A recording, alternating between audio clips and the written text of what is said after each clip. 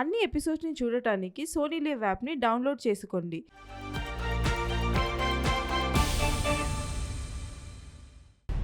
So let's taste, chefs. Yes.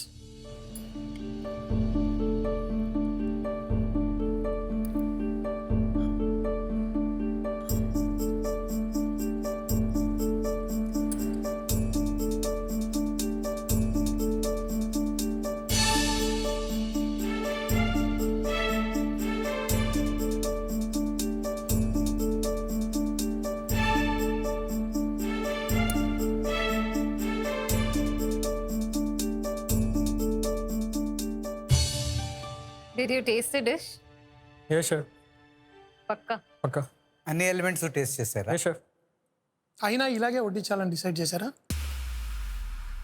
ఆ 200% confidence దెబ్బకి అది పోయింది. అది అంటే నేను అన్ని కరెక్ట్గానే టేస్ట్ చేసిన, అన్ని కరెక్ట్గానే ఉండే, మరి ఎక్కడ మిస్ అయిందని నాకు చాలా టెన్షన్ వస్తుండే నాకు. రోహిత్, నీ పేరున్న ఎప్రన్ గెలుచుకోవడం నీకు ఎంత ఇంపార్టెంట్? షెఫ్ చాలా ఇంపార్టెంట్ షెఫ్. ఎప్పుడన్నా నాకు వస్తే మా పేరెంట్స్ని డెడికేట్ చేయాలని ఉంది నాకు. వాళ్ళు ఖచ్చితంగా చాలా ప్రౌడ్గా ఫీల్ అవుతారు నేను ఇంతవరకు దూరం వచ్చినందుకు. సో రోహిత్, నాకైతే ఫిష్ బాగా కుక్ చేశారు. మీరు ఆ రసం బర్బ్లాంగ్ అని ఏం చెప్పారు? బర్బ్లాంగ్ అంటే butter and white wine. White వైన్ని రెడ్యూస్ చేసేసి బటర్ వేసి ఇమల్సిఫై చేస్తాం, అది బర్బ్లాంగ్ సాస్. మీరు ఆ బర్బ్లాంగ్ గురించి అంత చెప్పారు, అంత మాట్లాడారు, నాకు అది మిస్సింగ్గా అనిపించింది. రోహిత్, ప్రజెంటేషన్ అంటే ఒక క్రియేటివిటీ. టేస్ట్ వచ్చినప్పుడు ఫిష్తో పాటు ఎనీథింగ్ సిట్రిక్ ఆర్ టార్ట్నెస్ ఉండాలి. అదే రసం పుల్లదనం నువ్వు సాస్లో ట్రాన్స్ఫర్ చేయగలిగి ఉంటే ఈ డిష్ వేరే లెవెల్లో ఉంది. Yes, sir. అన్ని ఎలిమెంట్స్తో పాటు ఒక్కసారి మీరు కూడా టేస్ట్ చేయాలి. అప్పుడు అర్థమవుతుంది ఏది ఓవర్ పవర్ చేస్తుంది, ఏది తక్కువగా ఉంది, ఏది ఎక్కువగా ఉంది అని. Okay, Yes, sir. So all the very best. చూద్దాం మీ పేరున్న ఎప్రిన్ దొరుకుతుందా లేదా. Thank you, sir. Okay,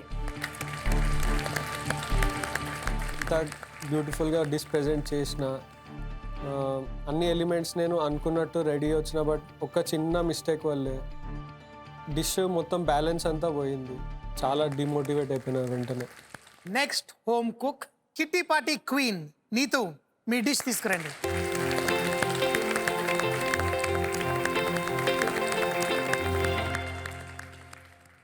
sir, ఇది వచ్చేసి gluten free dessert rice flour cake with orange ice cream. ఇందులో ఆరెంజ్ ఫ్లేవర్ ఉందా? ఐస్ క్రీమ్ లో ఆరెంజ్ ఫ్లేవర్ ఉందా? బోత్. రెండిట్లో ఆరెంజ్ ఫ్లేవర్. ఎస్, గనాష్లో నేను ఆరెంజ్ జెస్ట్ వేసాను, ఇంకా ఐస్ క్రీమ్లో కూడా కొంచెం జెస్ట్ వేసి చేశాను, అండ్ స్పాంజ్కి ఆరెంజ్ సిరప్తో సోక్ చేశాను లిటిల్ బిట్. సో ఈ ఎలిమెంట్ ఏంటి మరి? ఐస్ క్రీమ్ కింద ఉన్న అది ఎలిమెంట్ క్రంబుల్ రైస్ ఫ్లవర్తో చేశాను షెఫ్. రైస్ ఫ్లవర్, కొంచెం రోస్టెడ్ పిస్తా and sugar, little bit of salt. Okay, rice ఫ్లవర్తో కేక్ చేయడం ఒక గుడ్ థాట్ అండి. షెఫ్, ప్రెజెంటేషన్లో కొంచెం ఎక్కడో ఓవర్ అయిపోయినట్టు అనిపించలేదా? ఎప్పుడు మీరు గ్లూటెన్ ఫ్రీ ప్రోడక్ట్స్ చేస్తే ఆ ప్రోడక్ట్ డెఫినెట్గా డెలికేట్గా ఉంటుంది. Less is more. మీరు ఒక్క లేయర్ చేసుంటే కూడా బాగానే ఉండేది. So let's try. Sure chef.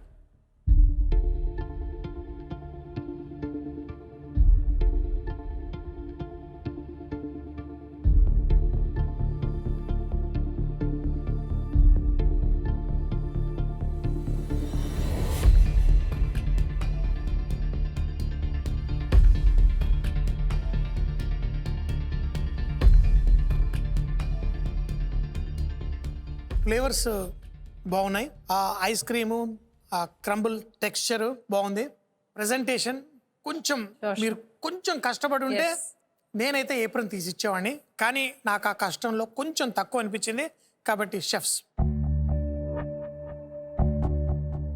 So Neetu గారు, మీ డిష్లో స్పంజ్ మాయిస్ట్గానే ఉంది, ఐస్ క్రీమ్ బాగుంది, నాకు చాక్లెట్ ఇంకొంచెం ఉండాలి అనిపించింది, ఓకే. ఎందుకంటే chocolate and orange classic combination. And ఆ ఆరెంజ్ జెస్ట్ని మీరు కొంచెం కంట్రోల్ చేసి ఉంటే ఇంకా బాగుండేది. టెక్స్చర్స్ బాగుంది, మీరు చేసిన టెక్నిక్స్ బాగుంది, రైస్ ఫ్లవర్తో ఏం చేశారో అది కూడా బాగుంది. సో ఫ్లేవర్స్లో ఒక్కొక్కసారి ప్యాలెట్లో ఇట్ షుడ్ డాన్స్ Yeah, అని చెప్తాం correct. కదా, సో అది కొంచెం మిస్ అయింది అనుకుంటున్నా. ఓకే, సో చాలా బాగుంది, ఐ లైక్ ఇట్. సో తీసుకెళ్ళండి, ఆల్ ద బెస్ట్. షెఫ్స్ చెప్పినట్టు ఈ ప్రెజెంటేషన్లో నేను కొంచెం ఏమైనా తక్కువ చేశానా అని అనిపించింది. ఈ నేమ్ ఎప్రాన్ నాకు వస్తుందా లేదా అని కొంచెం టెన్షన్గా ఉంది. మైండ్లో ఏమేమో నడుస్తుంది ఇప్పుడు. మీ అందరికీ ఈ ఏప్రన్ ఎంత ఇంపార్టెంటో మాకు కూడా తెలుసు.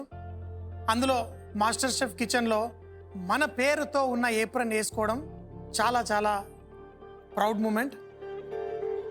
Next home cook Amjad Lala, మీ డిష్ తీసుకొని రండి.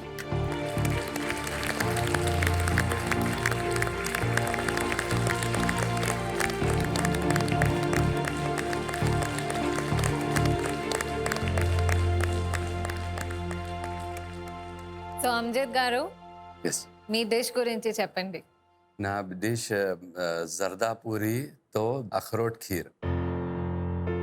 సో ఈ డిష్ ఇన్స్పిరేషన్ ఎక్కడి నుంచి వచ్చింది? ఆ డిష్ ఇన్స్పిరేషన్ నా అమ్మతోనే వచ్చింది. అమ్మ పోయిన తర్వాత నేను రిమెంబర్ చేస్తాను, అది డిష్ నా అమ్మ use to do this.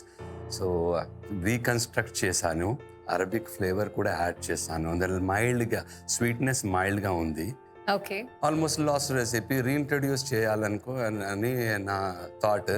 Amjad లాలా, ఇప్పుడు ప్రెజెంటేషన్కి వస్తే మనం ఒక 5 స్టార్ హోటల్కి వెళ్ళామనుకోండి, ఎంట్రీలోనే మనకి ఒక ప్లేట్ తీసుకొచ్చి ఇలా ఆర్తి అలా పెడతారు, అలా ఉంది కదా.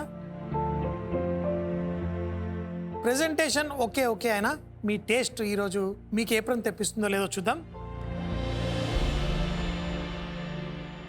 సో టేస్ట్ చేసేద్దామా?